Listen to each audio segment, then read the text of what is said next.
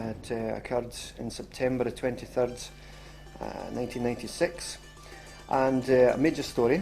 Very briefly, what happened was that the mother and her son and a family friend, another female friend, had left their house to drive into a small village called Fruki in Fife to get a jar of coffee. They had run out of coffee and the journey wasn't that long. Now that area again in question, Chris, is all farmland, it's fields and it's forests. It's very rural. Very, very rural, yeah, and it's not a built up area in any manner of means, apart from the small village of Fruki. And they were driving down there, it was late at night, and as they were driving down the road, they became aware of this black triangular shaped object hovering in the sky. Now what happened next was like something out of a Steven Spielberg movie, and I know it sounds so bizarre. Yeah. They claim that this object then emitted 3 columns of tubular white light from the underside of this object, and it was like a spiral dance, if you like, of 3 tubular lights moving onto the road surface. And they're looking at this and they cannot believe what they're seeing. And then suddenly this triangular shaped craft tilted slowly, and you could see a dome shaped part on the top of it, on the top surface. And then seconds later, this object just screamed off into the sky and was gone in a matter of seconds. It left the witnesses confused, alarmed, frightened. A whole range of emotions went through their being. They just didn't know what they had seen. And they were in the car? They were in the car, and they hadn't stopped the car on this particular point of the story. So that object was away. They went to the village of Fruki, they bought a jar of coffee, and they just happened to buy, I know this sounds bizarre, they actually happened to buy a UFO magazine, which actually that's the title of it, UFO magazine by Graham Birdsall. Yes, it's the British UFO magazine, not the American. That's correct, yeah. Quest International. Yeah. And they bought that because obviously they had seen something bizarre. So when they left the shop, on their way back to their house, they saw the same or similar object again.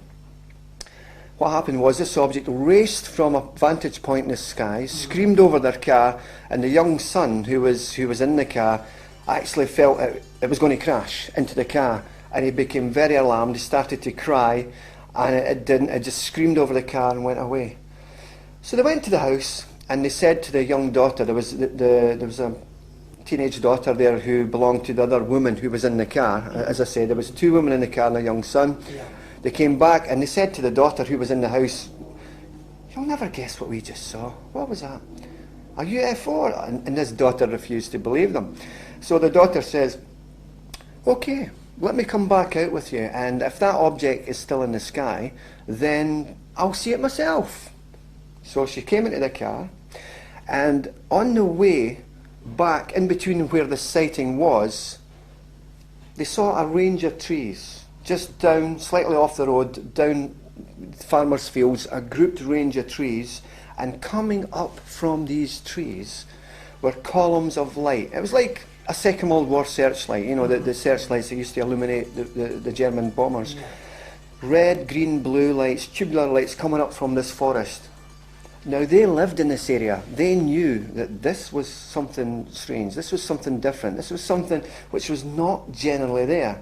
What could this be? And they're looking at this. So they decided to get a little bit closer. So they came off the main road and went down this other road, this smaller road, which took them along towards this banked range of trees. And then things began to get bizarre.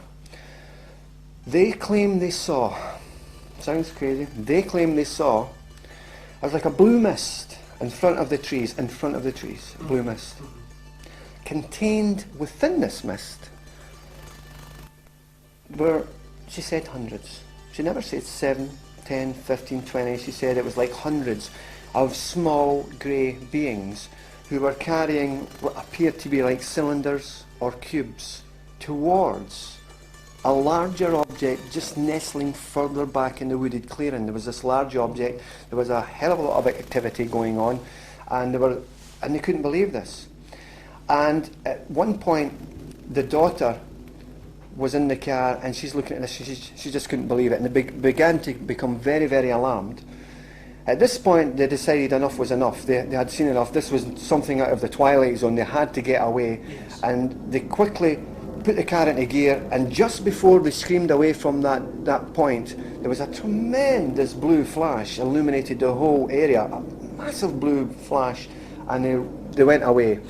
They went back to their house, shaken. They couldn't believe what they saw, and they managed to get a pair of binoculars. I know this sounds bizarre, and you know, but this is what they got: a pair of binoculars. They wanted to go back, and they went back. Rather than stay frightened, they had to go back. They had seen something strange. Yes.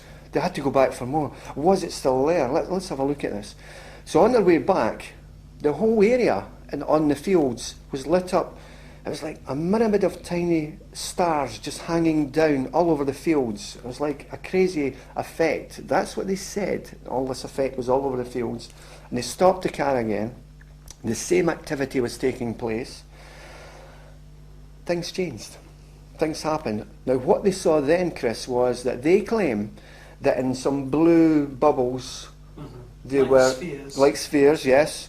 There were 1 to 2 of these grey beings standing motionless in these spheres and being propelled or blown across this farmer's field towards their direction. And at this point, the daughter turned and looked at the side of the car, and she said there was a small grey being standing at the car looking in.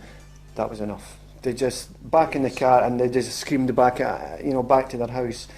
Now this is a big story, and other events transpired that on one occasion, the young son, this is weeks later, the young son claimed he was playing in his bedroom, and he looked out of his bedroom window, this is what he claimed, and he saw this grey being just floating outside his window. On another occasion, the mother had run a bath for her son. He was upstairs, she had run a bath, and she was down the stair on the phone.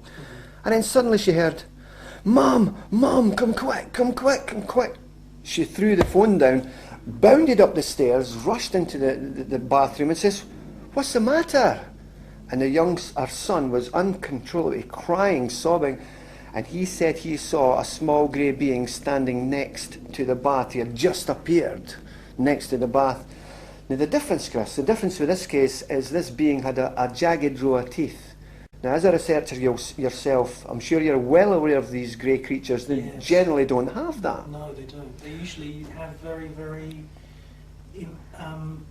unmoving, Yes. very, very narrow slits. That's correct, and this is why this was bizarre, and I began to think maybe this can't be true until a colleague of mine in Scotland gave me some press clippings from Mexico and also Puerto Rico, Yes. in which greys have been seen, and these accounts had the jagged teeth. Now I don't suppose this young son's reading newspapers from Puerto Rico to get that. And that farmhouse where this couple lived had seen a lot of UFO activity. On one occasion, the mother was looking out. It's like a valley. She was looking out the top bedroom window, just looking out, just looking at the rolling fields. And then suddenly, she heard a droning noise, looked up, and it was like a massive thing, like something out of Close Encounters of the Third Kind. A big object just slowly came across the top of a roof, and she looked up, and she could see boxes and pipes and appendages. It was like an Airfix model, if you remember when we were younger, Chris, all the components. And the underside just slowly, with one blinking red light, and flew away off into the sky.